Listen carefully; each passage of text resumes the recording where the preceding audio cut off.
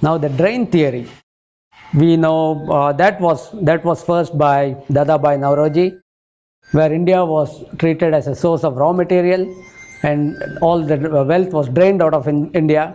They would come back and sell the finished product.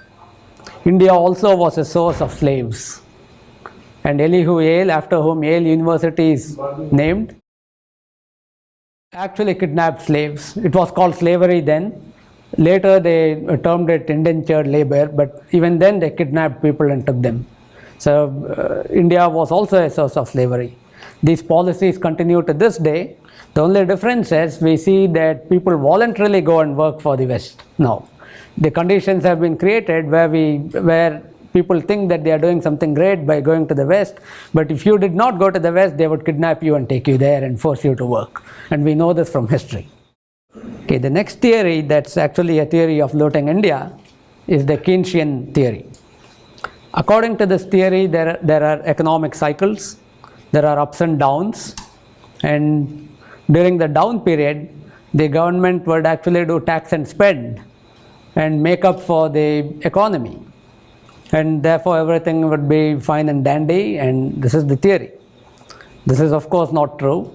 Usually what happens when they do it is it becomes worse, but then the 1930s of United Kingdom, that is given as the example when this worked very well.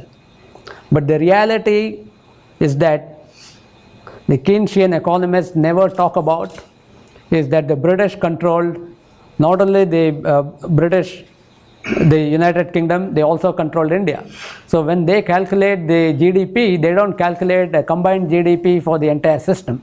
They were just transferring wealth from India to UK, and then they claimed that it worked.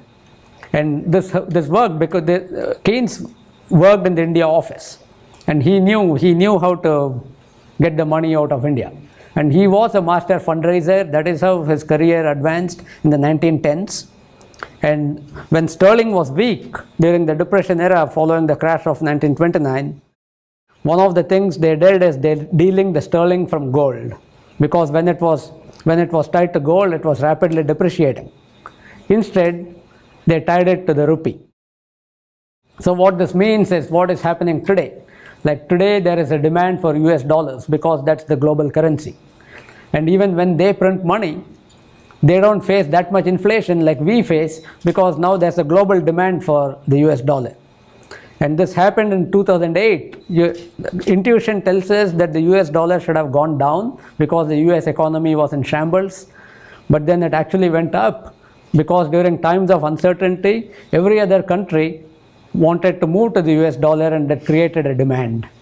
So what is happening is that when we print money, we face inflation. When they print money, we absorb it. We create the demand for them.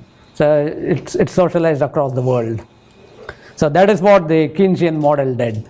They de-linked sterling from gold and linked it to the rupee, so the demand would be created in India.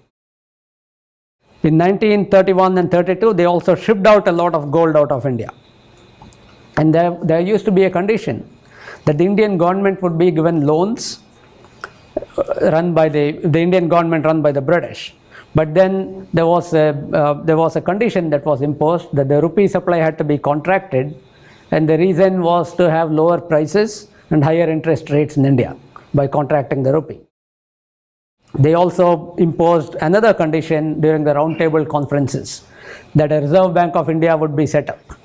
The Indian nationalists actually opposed it. In 1929, they defeated a bill to set up the Reserve Bank of India. And the condition and the reason was that they did not trust it, that it would serve the British imperialists for decades to come. And that is what has happened. But then what happened in 1930s is during the roundtable conferences, it was made a condition that the Reserve Bank of India must be set up, and they somehow got it set up.